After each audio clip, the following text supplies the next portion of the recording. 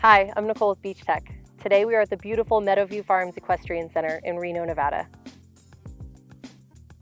One of the biggest complaints that we hear about arena footing is the rocks that grow or rise up from the ground below.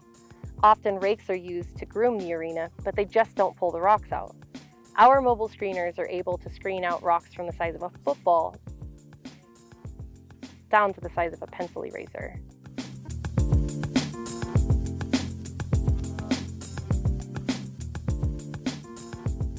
Using our lift and sift technology, a 3/4 inch screen, and a cutting depth of 2 inches, we removed a full hopper load of rock.